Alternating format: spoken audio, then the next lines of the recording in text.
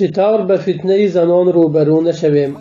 الله تعالی انسان را به این دنیا آفرید تا امتحان بکند و از ضررناکترین امتحانی که الله تعالی به آن گرفتار کرده است این فتنه زنان است.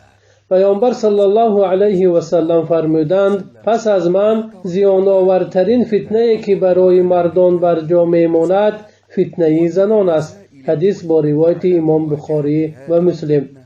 و از وسیله های معینی که به این فتنه روبرو نمیشویم این ایمان به الله تعالی و ترس از او و آن همچون سرپوش بیخطری و نگهبان بنده از واقع شدن بر حرام است و پوشیدن چشم از حرام کرده شده ها. پس نظر کردن به محرمات به قلب انسان فکرهای بد را می آورد. پس رسمان آن انسان را اول به سوی فکر آن، سپس به شهوت، سپس به خواهش و نیت و پس واقع شدن به حرام می کشد.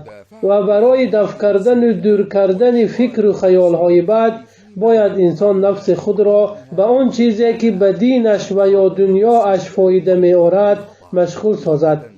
و فکر و خیال بد در قلب انسان خطرناک است، زیرا اگر انسان به فتنه زنان گرفتار گشت و خود را از آن دفاع نکرد نتیجه چنین می گردد که آن بنده به حرام کرده های الله دست می زند.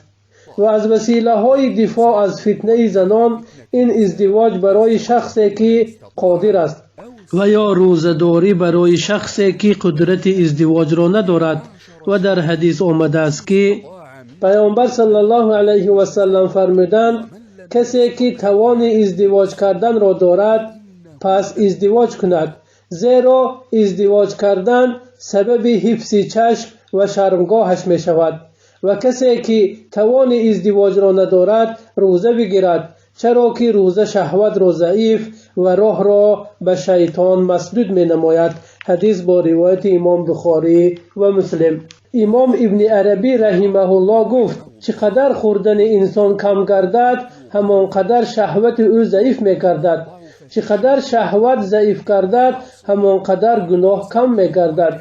و از وسیله های دفاع از فتنه زنان دور شدن از مکانهای فتنه به مثل بازارها، ماهواره ها، اینترنت و غیرها و بیان آوردن نعمتهای آخرت که الله تعالی به آنهایی که به گناه دست زده صبر میکنند و نفسشان را از حرام باز می‌دارند جنت را وعده داده است. پس برای شخص مسلمان غنیمت دانستن وقت ضرور است که آن را به کار گذراند که به دین و دنیاش فایده آور باشد. و وقت نعمت بزرگ از نعمتهای الله تعالی برای بندگان است، لیکن شخص فریب خورده و زیان دیده از این نعمت در گریز است. از ابن عباس رضی الله عنهما روایت است که پیامبر صلی الله علیه و سلم فرمودند بسیاری از مردم از دو نعمت زیان می‌بینند و از آنها استفاده نمی‌برند و این دو نعمت سلامتی بدن و وقت فراغ است. حدیث با روایت